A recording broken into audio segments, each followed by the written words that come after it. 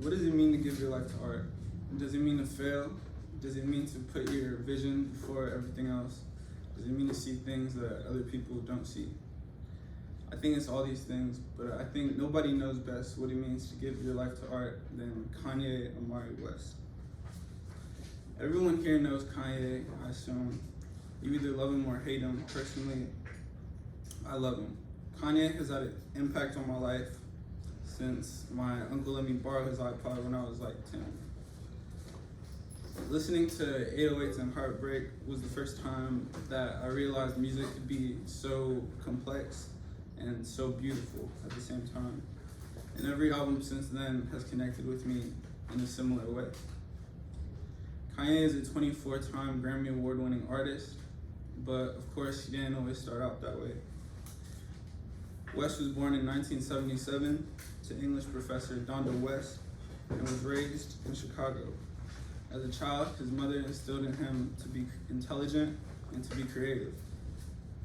He was always an artist, starting his first group, the Go-Getters, in 1999, and they released their first and only album that year as well. Despite the talent, he was held back for a long time before he would put out his own music. Kanye was labeled as a producer and kept in this box. He did not fit in with the mold of that era enough to be an artist. But that didn't stop him. He worked as a producer for many years, and eventually he signed to Rockefeller Records, which is Jay-Z's record label, as a producer. And on October 23rd, 2002, he had a near-fatal car crash leaving a studio session at 3 a.m. in Los Angeles. He had fallen asleep at the wheel, and his passion almost killed him. That experience forced him to take music more seriously, and eventually, sparked by that, he proved himself to his record label to be a rapper, more than just a producer.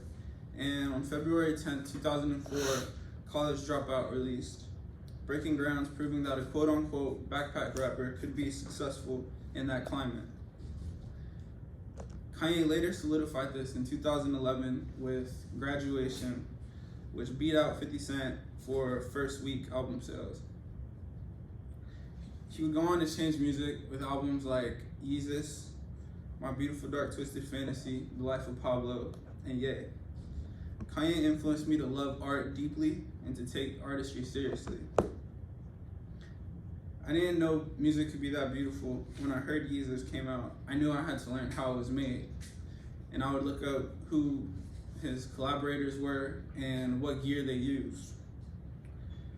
As I was doing this, I also started watching his interviews, and listening to his opinions on art and his drive motivates me creatively like nobody else. Coming from an immigrant family, creativity was not the top priority in my house, but having his music to listen to and having his interviews to listen to, it felt like having a big brother to look up to. And not everything is good. Like anyone else, sometimes he says some pretty out there stuff, and that I don't always agree with or respect, but I don't think anybody ever gets anything completely right. He says every genius is a little crazy, and he's no exception to that rule. Diagnosed with bipolar disorder in 2016, his life has been observed in really high highs and really low lows. I think that this makes him even more inspiring, knowing that his genius comes even though he goes through mental turmoil.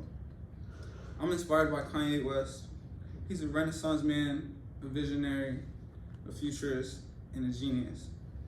Kanye has given it all to artistry, and that will always inspire me.